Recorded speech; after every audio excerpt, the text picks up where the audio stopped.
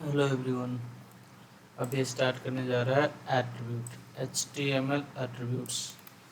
Attributes क्या होते हैं? जैसे कि हम टैग यूज करते हैं, ए टैग यूज करते हैं। उसके बाद में जैसे कि हम IMG टैग यूज करते हैं। उसके बाद में हम डिफरेंट डिफरेंट जितने भी टैग हैं वो यूज करते हैं। तो उसमें ना उसके अंदर में कुछ वैल्यू भी हमें देना रहता है, और वो वैल्यू देते हैं ना, उसके बाद में ही वो टैग काम करता है। तो उसे हम एट्रीब्यूट बोलते हैं हमारी भाषा में। एग्जाम्पल में बताता हूँ। जैसे कि ये लिंक है, ए टैग है जो हम एचरिफ बोलते हैं। ये ए टैग डिफाइन हाइपरलिंक, ये हाइपरलिंक के लिए यूज होता है। इसका एट्रीब्यूट एचरिफ है। ये जो एचरिफ है इसके अंदर मैं सोर्स दूंगा, मैं इसके बाद में ही अगर यहाँ पर क्लिक करता हूँ तो वो काम करेगा। एग्जाम्पल आपको मैं बताता हूँ। अगर ये सोर्स में मैं ये डालता ही नहीं तो ये तो नहीं काम करेगा, ये तो इनवैलिड हो गया। तो ये क्या रहता है ना, HTML ने पहले से ही डिफाइन करके रखा है कि एट्रीब्यूट हमें डालना रहता है। डिफरेंट डिफरेंट टैग में डिफरेंट डिफरेंट एट्रीब्यूट रहता है। तो बेसिक एट्रीब्यूट के बारे में मैं बताता हूँ आज, क्या क्या एट्रीब्यूट कौन सा टैग में रहता है। पहले तो द href एट्रीब्यूट, ये जो एट्रीब्यूट है वो ए टैग में रहता है। और इसका काम क्या रहता है? लिंक डिफाइन करना है। इसके अंदर में मैं डॉट ऐसे करके एक फोल्डर ही क्रिएट कर लेता हूँ पहले। इसके अंदर में डॉट HTML करके किया। अब ये जो है, ये सिंपल HTML अगर लेकर डालते हैं यहाँ पर, तो अभी आप देखो, आपको दिखाता हूँ मैं यहाँ पर जाकर। ये जो हमारा सोर्स है, इससे ये समझ में आएगा। ये जो हमने ऐड किया ये हो गया कौन सा एट्रीब्यूट? एचरिफ एट्रीब्यूट। एचरिफ एट्रीब्यूट जो ए टैग के अंदर में डाल सकते हैं। इसमें क्या रखेंगे? सोर्स रखेंगे। तो ये जो फील्ड है ये हो गया एट्रीब्यूट, ये हो गया उसका वैल्यू।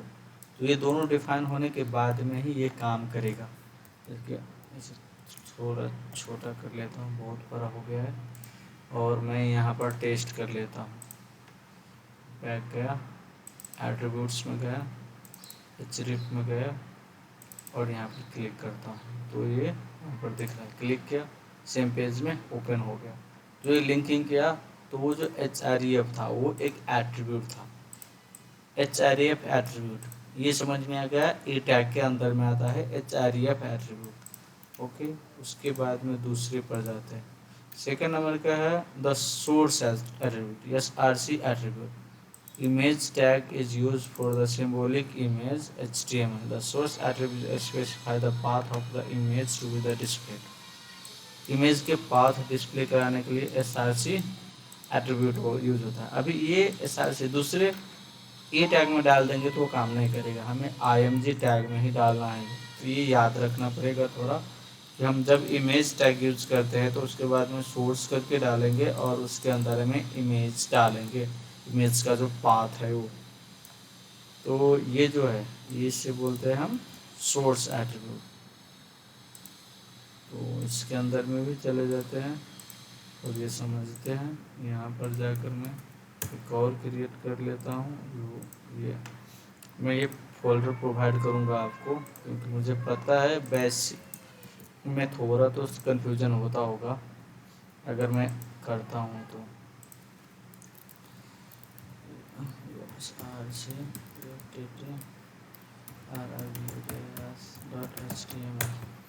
बाद में जाकर जब आपको समझ में आ जाता है सब, तब तो कोई प्रॉब्लम नहीं, मगर शुरू में थोड़ा तो समझ में आएगा। जैसे कि इसमें सोर्स एट्रीब्यूट है, इसमें दो और एट्रीब्यूट है, विड्थ और हाइट। और ये विड्थ और हाइट है, हम डिफरेंट में भी यूज कर सकता है, वो हमें समझना पड़ेगा कौन से में यूज होता है। बट ये SRC यूज नहीं होगा। अगर SRC यहाँ पर डालेंगे ना तो ये काम नहीं करेगा। ये उसके लिए नहीं बना हुआ है, इसके लिए बना हुआ है जस्ट। तो वो आप समझना। जैसे कि मैं यहाँ से निकलता हूँ, सोर्स एट्रीब्यूट में जाता हूँ। अभी ये डिस्प्ले नहीं हो गई इमेज, क्योंकि मेरे फाइल में वो इमेज ही नहीं है। तो ये इमेज मैं आपको दिखाता हूँ कैसे लिंक करके करते हैं, क्योंकि ये भी एक एग्जांपल सेट हो जाएगा आपको। समझ में आ जाएगा इस अच्छे से। जैसे कि ये इमेज लिया, यहाँ पर डाला, सेम फोल्डर में डाला है। ओके, ये कॉपी किया और यहाँ पर आता हूँ मैं यहाँ।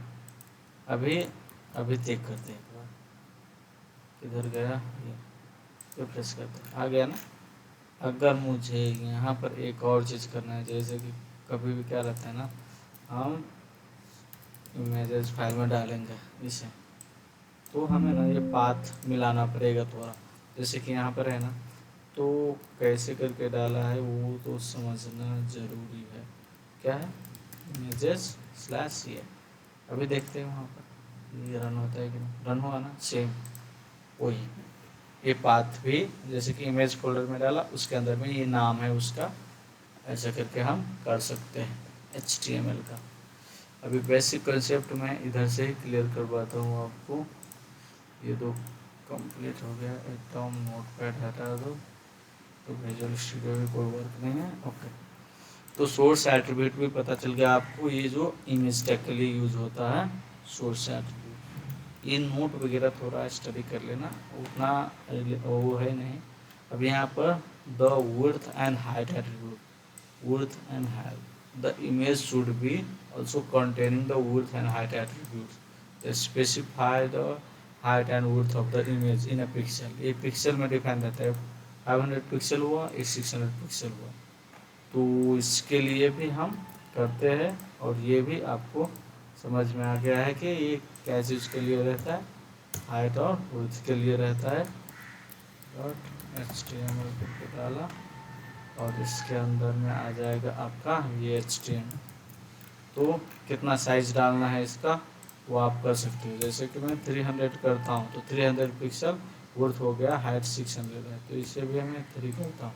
देखो ये छोटा हो गया, ऐसा करके हम डिफाइन कर सकते हैं।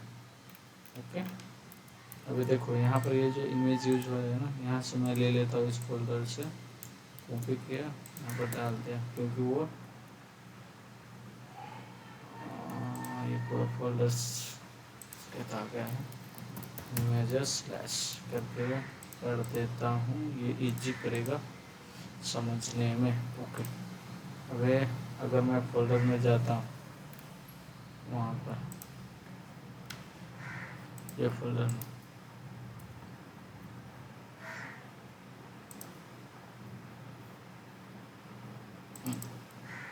तो यहाँ पर देखो ये छोटा साइज में आया हुआ है, डिस्प्ले हो रहा है। ओके, तो आपको ये भी समझ में आ गया। ऑल्ट एट्रीब्यूट है एक जो इमेज में ही यूज होता है।